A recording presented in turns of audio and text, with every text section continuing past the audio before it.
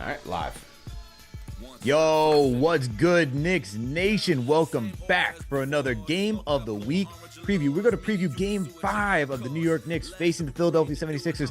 This time they're on their way back, if not back already. We're traveling I-95. Instead of going south, they're back north, and they'll be playing in Madison Square Garden tomorrow. So, of course, we got to get ready, and we got my guy, Dave, early, even though he's wearing a Reggie Miller shirt. I don't know what's going on over here with that nonsense. But, hey, man, before we ask, Dave what he's doing over here and how he's feeling, make sure to hit that thumbs up button for your boys. Make sure to subscribe to the channel. If you haven't already done so, make sure to support our sponsor, Underdog Fantasy. Use that promo code KFTV to get up to a $100 match on your first deposit. All right, let's get into this. Dave, I'm not even going to ask you how you're doing because you're irritating me with the Reggie Miller shirt right now. So what the hell is going on and why you got a Reggie Miller shirt? Well, the Sixers right now, they could use Reggie instead of Tobias Harris, I suppose. So, Oof. as someone covering the team for a diehard fan site, I'm channeling Reggie here if it'll help. Oh, my God. And I don't know if I said this, but you do cover the Philadelphia 76ers for the Liberty Ballers, part of SB Nation. But I just can't do this, man. I can't have you rocking a Reggie Miller shirt. If the Knicks defeat the Sixers tomorrow, which I'm pretty confident in them doing, all right, it most likely is going to be the Indiana Pacers. So this is just way too premature for me. I don't like that. I don't like the energy you're trying to give me right now. So, but if anyone's choking, though, it is the Philadelphia 76ers. So please, let me hear your stance on what you've thought of the series so far. Well, the Sixers, I actually did before the series started. I said to you, I do think the Sixers would have to win 2 in the Garden to win this series because I have the Knicks winning 1 in Philly, and I had it with a roaring Knicks contingent in the crowd. So that part of my prediction has come true. The 2 wins in the Garden has not. So they obviously still need to win games 5 and 7 if they want to advance at this point. They did choke. You said it yourself. I mean, we've seen it in the past as Sixers fans. You think of that game 4 where you could have went up 3-1 over Toronto and they kind of just went ice cold at home. There's a couple game 6s, one against Miami where they were eliminated, one against Boston last year. Those are both home games they could have won. And we've seen this team come out flat. Now, each time in these series, Joel is injured. So maybe that's something we just have to accept is likely to be the case this time of year. And if you play him the entire second half with the Bell's palsy, with the knee issue, it did feel like he probably ran out of steam. But I don't really blame Nick Nurse for trying it because you saw what happened when he used Paul Reed in the beginning. The Knicks just went at him like he wasn't even there. Probably reminded you of giving Nerlens a shot to play the 5. Look, the thing, I think the biggest takeaway, and first, I guess let me start off because since the Knicks winning yesterday in Philadelphia and overtaking the Wells Fargo Arena, you could hear "Let's go Knicks." You can hear MVP chants for Brunson. I mean, it was just through the roof. But that's that's known for Knicks fans. We travel very well. We're a rowdy bunch. We love this team to death. So I'm not shocked that they were able to invade another team's arena and show. I mean, we've just seen that this entire season, whether it be down in Charlotte, Miami, Orlando, you name it. Knicks Nation always shows up and goes out there and represents very well. I think the thing for me that I'm seeing from a lot of now Sixers fans, because now the algorithm on all my social is showing me how fans feel, and they're talking about this team choking and not showing up and not being prepared for how the Knicks play, and whether that's a defensive style where the Knicks are a tough defensive team. You guys struggle with Miami and their zone, and now you're seeing the Knicks defense, another team with they can just turn it up another notch, man, and just how they're able to guard in man, right? And then on top of that, it's just controlling the glass. And then those have been the two biggest takeaways for this team in this series, that every time the Knicks win the rebounding battle, they've won. The only time they've lost was game 3, and they lost the rebounding battle. So one that has stayed true to this point. 2, defensively, they're just gritty, man. They're going to work and make sure everyone is just exhausted by the time 48 minutes comes to an end, right? So I guess move from that, like, is this like because we've seen the Sixers, like they're still getting great performances. So I don't want to, like, I've been seeing also this from a lot of Sixers Nation that, oh, well, if Embiid were healthy, well, we're not healthy either. Like, we don't have Randall, Mitchell Robinson's now out. Bojan Bogdanovic is probably not playing tomorrow. But yet you still have your two superstars on that team. You got Maxey, you got Embiid. These guys are just still putting up points like there's no tomorrow. And with that, what would I guess, Sixers have to do moving forward if you want to get confidence in this team extending this series? Yeah, I don't know if Nick Nurse would say that we're letting Jalen get his and stopping everyone else, but that's at least how the box scores read, right? Mm-hmm. I do think they're sending a lot of bodies and tall bodies at him. You and I talked a little bit before the series started that what they should do is put guys like Oubre and Batum on him and just try your best not to go for the fakes because once he gets you on his back, you're toast. And he's been really good at rising up when he feels the contact, kicking it out when there's an open outlet to the corners. So in terms of stopping him, I'm not sure what to do. I mean, he just got on a heater in a way where I don't think any team was fully equipped to stop him except maybe the Celtics at this point. Um, they got to hit shots. I mean, they shot 25% in the second half. And a lot of those, I mean, I don't want to take any credit away from Tibbs because you know about his defense, and they have the bodies to match up man to man in a way not even Spo could cook up with his, matrix zones. We had Buddy Hield out there playing some good minutes, and he's unplayable in this series because of all the good man-to-man defenders. Even some of the ones who you don't go to first, like McBride, these guys just don't give him an inch.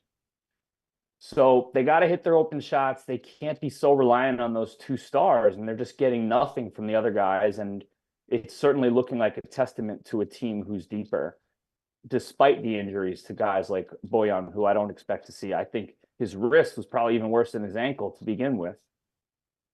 Yeah, absolutely. His wrist was worse than his ankle. I mean, you saw the wrist brace and so forth, but you know, do Philly fans still have belief that this team could turn it around? Like, what's the pulse on Sixers Nation right now? I'm sure there are a lot of fans who still believe. I still think the Sixers can win Game 5. I wouldn't put my money on it, but if I was a Knicks fan, I'd be pretty nervous as well that if we drop this one, there's a really good chance we're going to lose Game 6, and then we're going to have to do it at home again. So the pulse is already onto the off season from a lot of the conversations I had over the last day and a half, Mm. talking about, do you need a third star? Well, the Knicks don't even have a second star right now, and they're beating you. Maybe you just need depth. Look how deep the Knicks are. So there's a lot of those conversations. I mean, WIP Radio is talking about trading Joel Embiid this offseason. So I think a lot of Wow. Sixers are out of hope and saying, you know, I tweeted out how much did the Sixers regret not trading for Pascal Siakam. He's averaging, 35 a game in this series against Milwaukee, playing a lot of, NBA trade deadline hindsight because you can feel the season's mortality on the brink here. Yeah, I can only imagine because, you would think that with your two stars, you can get, you would have an edge. I mean, according to Paul Reed, he thought this was going to be the easier matchup. So how's that working out, Paul Reed? But Still think he was right, but I don't think he was right at all for making that statement, to be honest.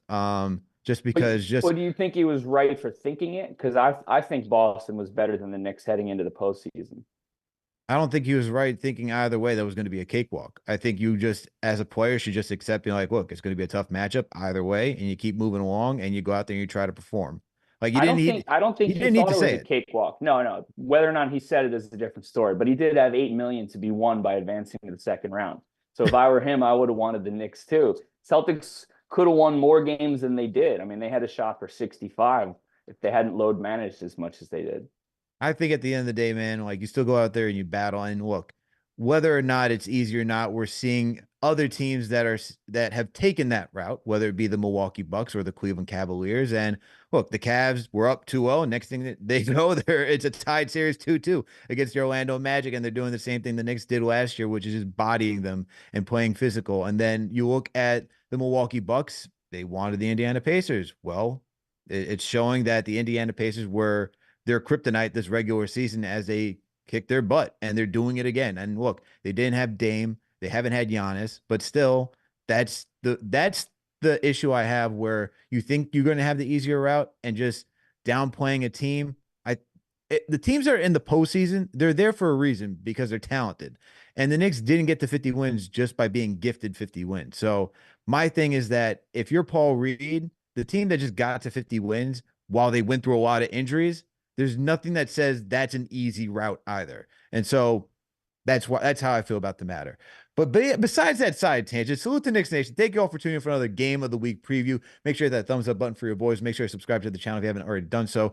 I'm your host tonight, Alex Rateris, aka the Stratocaster. With me on the other side is my guy Dave Early. He covers the Sixers for Liberty Ballers, part of the SB Nation, as we are here to preview Game 5 of the Knicks as they face off against the 76ers tomorrow.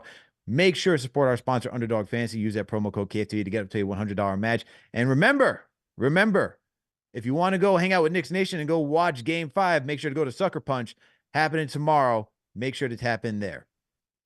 All right. So, Dave, moving along and going on to now Game 5, looking ahead. You talked about you just need guys to make shots. Is there anything else that you would look from this team? Is it something that Nick Nurse has to go out there? Would you give Buddy Hield another shot to get out there and see something? Is there a guy on the bench? I see like there's this guy who played in the G League that people are asking for to come up and start making moves. What is the next what would be the next steps for the Sixers? What should they do? Yeah, I would have turned to Buddy. I think they got the lightning in the bottle game out of campaign in Game 3. So I would have turned to Buddy and given him one more shot. I think when you have a guy who's struggling to the degree that he is, and he's not getting good looks. I mean, the Knicks are making sure that the only thing he's out there to do is provide gravity, because he's not going to get a good look and he's not going to hold up necessarily on defense.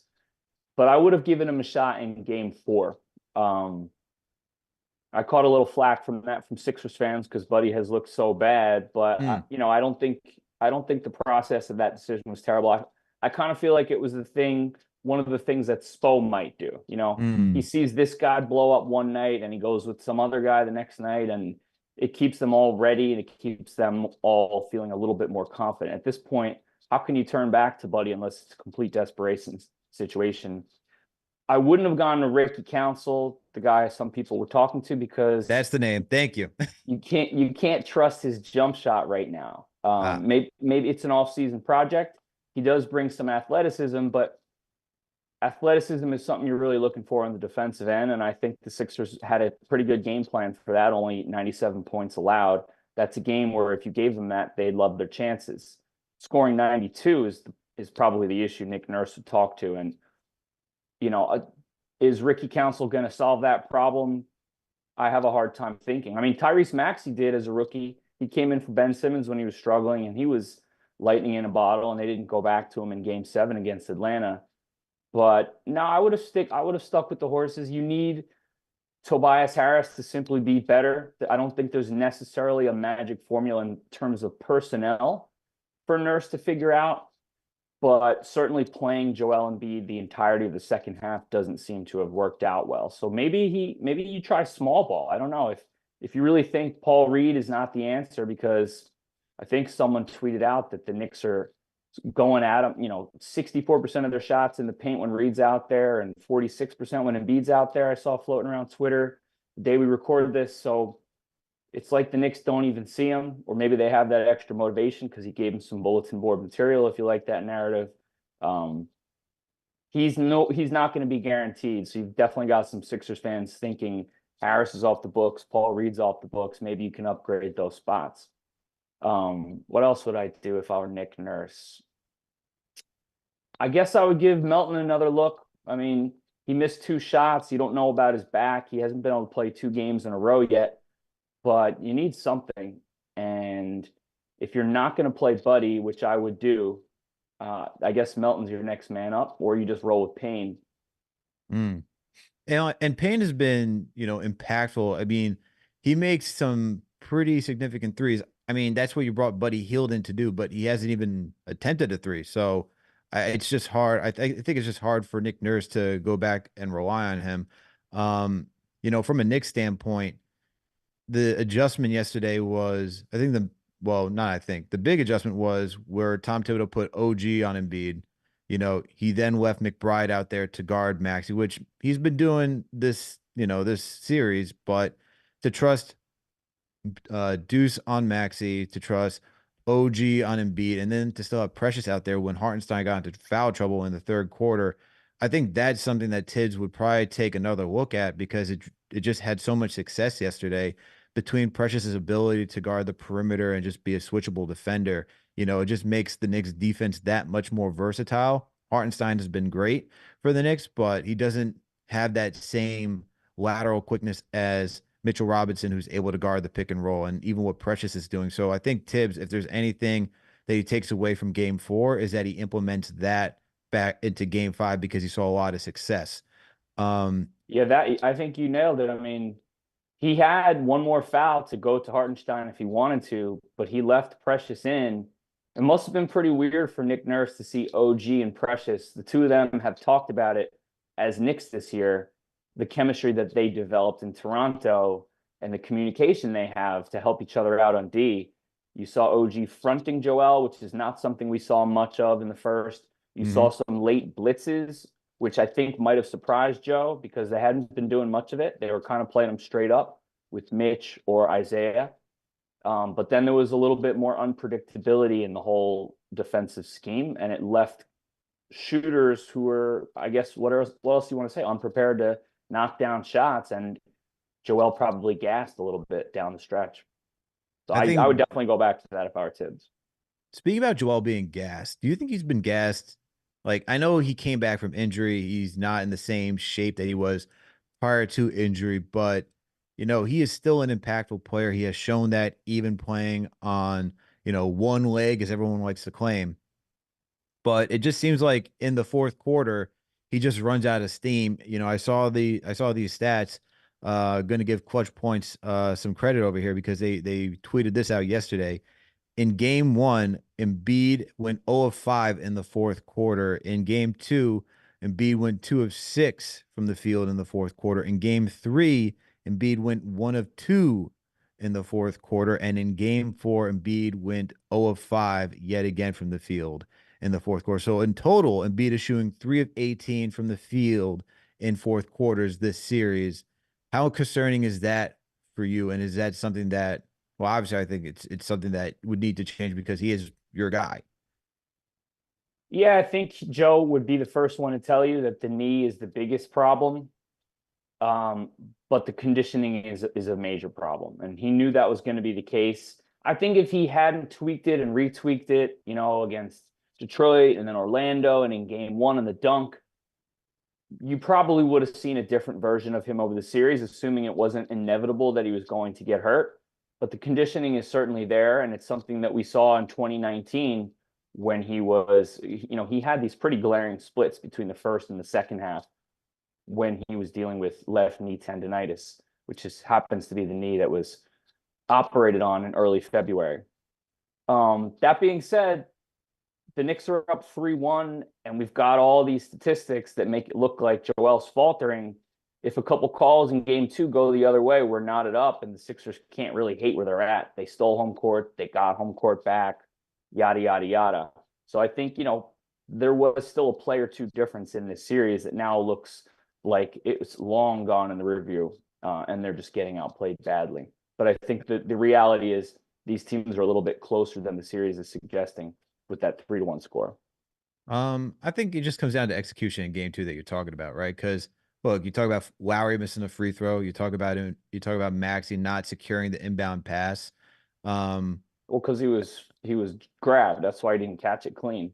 I mean, he pushed Josh Hart too. So I mean, look, there's a lot of stuff that happened where I'm just at the end of the day, you got to execute, right? So Right. so I don't look at that like they've had chances to execute and they haven't. I mean, look, you're talking about I'm just giving you out numbers for Embiid and he's not executing in the fourth quarter, whether that's not understanding how to get his teammates involved during then or just how to find a better look for himself. I mean, that's how I'm reading it as. And that's just the Knicks are just executing. I mean, there are moments throughout both these games, and I just feel that you feel how tense it is. I'm sure you do watching these games too, where each possession is so critical that every turnover, it's magnified by like 10,000, and that you can't have those. I mean, from a Knicks perspective, every time they have a turnover when Embiid is sitting, I'm like, yo, you just can't. You can't have that, man. You got to take advantage of every minute, every second possible while Embiid's off the floor, because that's when the Knicks have been able to get back in the game. So it just comes down to execution. So for game five, outside of some of the adjustments that the coaches are making, like I'm looking at this as, I think Brunson's going to do the damn thing. I'm just wondering who's going to show up for tomorrow, because from the Knicks side, it's just been a different cast of characters who've showed up, whether it's Josh Hart in the first two games as that consistent offense. Granted, you get Dante with some clutch shooting at the end. Yesterday, it was OG who was that guy who subsidized the scoring because Josh Hart, Dante weren't there. And look, McBride's been very impactful coming off the bench too. We lost Very impactful. we lost Bodega, in a few minutes. When he entered the third quarter, second quarter, third quarter, I forget. I think it was the second quarter actually. I When think it's Batum second fell quarter. on his ankle, yeah. Yeah, And second quarter. So, like guys have been big, but I'm just wondering who's going to be that next consistent scorer tomorrow night, because Brunson has just found his groove since game three. Now I'm just wondering, is it going to be Josh Hart again since we're home? Is it going to be Deuce McBride? I'm probably going to go I'm probably going to go back to OG, just because the Sixers have now stopped Hart from getting open looks, because they haven't really been doubling, like they double Brunson, but it wasn't as aggressive as it was in game one and two. So I think it's going to be OG who did a solid job yesterday. Who would you say on the Sixer standpoint it would be, I guess, that X factor for tomorrow's game? Is it Oubre? Because I know when he scores well, Sixers are usually in a prime position. yeah, I would worry on the Knicks end. I would worry quite a bit of Dante getting hot. Um, I would fear one of those games where everyone on the Knicks is hot, and the pressure is off, and Tibbs has to turn to Alec Burks because Bojan is out and he hits two threes or whatever it is. On the Sixers end, I think Kelly's probably the guy you look at, because I have no trust in Tobias. You know this. I haven't in a long time now. He's just so hard to rely on. If he's going to have a good game, it's probably because he got most of it front loaded in the first quarter or two. But I think I hate to say it, but I think he gets tight in the second half of games. And Kelly doesn't. Kelly, he might not finish well, but he's not going to get nervous. You'll see that with his shot selection. You know that he's not feeling the nerves, because I'm like, well, why did he shoot that one? It's because he was confident enough to do it. He was positive it was going in. So I think it would be a game where Embiid looks healthier than he has at other times in this series. Certainly healthier than he did in the second half of game one. He'd have to look better than that.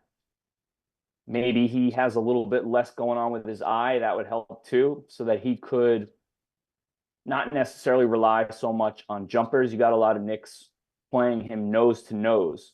And I think it's been in his head a little bit. If I simply rise up and my elbow makes contact with their chest or their face, am I going to get a call, or are they going to let it play?